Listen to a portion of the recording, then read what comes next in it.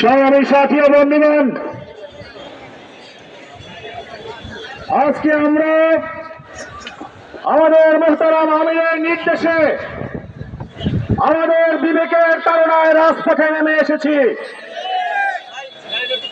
গত প্রায় ১.৫ যুগ যাবৎ আমরা আওয়ামী জাহেলিয়াতের দুঃশাসনের যাতা করে নির্যাতিত হচ্ছি, নিষ্পেষিত হচ্ছি। গোটা বাংলাদেশে আজকে আপামর জনসাধারণ এই দুঃশাসনের বিরুদ্ধে যেভাবে ফুঁসে উঠেছে, ইনশাআল্লাহ কোন চলা কলা কোন অভিনয়ে এবার আর পার পাওয়া যাবে না।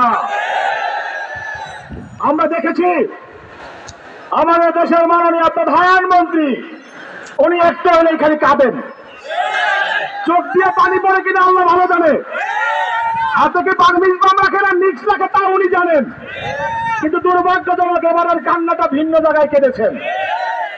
শত শত মানুষ জীবন দিল, সেজন্য ওনার চোখে কান্না আসে না, ওনার কান্না আসে ইট পাথরের জন্য। সুতরাং আপনি প্রমাণ করেছেন আপনি গণমানুষের নেতৃত্ব দেওয়ার যোগ্যতা রাখেন না, আপনি ইট পাথরের নেতৃত্ব দেওয়ার যোগ্যতা রাখেন। যে ইট পাথর দিয়ে আপনি ভারতে বাড়ি বানিয়েছেন, যে ইট পাথর দিয়ে বিদেশে বাড়ি বানিয়েছেন, দয়া করে আপনি সেখানে চলে যান। এদেশের বহু মায়ের কোল আপনি খালি করেছেন, এদেশের মানুষ আপনাকে রক্ত খেকো বলে, এদেশের মানুষ আপনাকে ডাইনি আখ্যা দিয়েছে।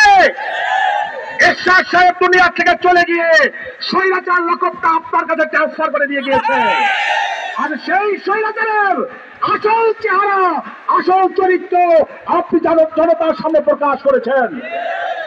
আমরা শান্তিকামী মানুষ, আমরা শান্তিপ্রিয় মানুষ। আমাদের পূর্বসূরীরা জীবনের বিনিময়ে, রক্তের বিনিময়ে এই দেশটাকে স্বাধীন করেছে, আপনাদেরকে লুটে পুটে খাওয়ার সুযোগ করে দেওয়ার জন্য নয়। আপনি বুঝতে পেরেছেন এদেশের সিংহভাগ মানুষ আপনাকে চায় না। আজকে আপনি বলেছেন মিডিয়ায় যে আমার অপরাধটা কি, আরে যার পুরো শরীর অপরাধে ভরা তার অপরাধ আবার চিহ্নিত করে কোন জায়গা থেকে? আপনার অপরাধ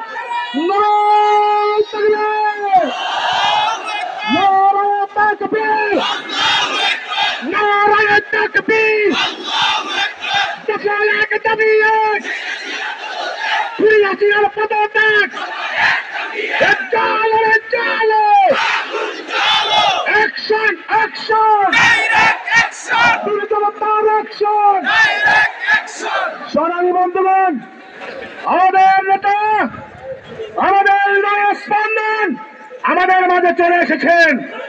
আমি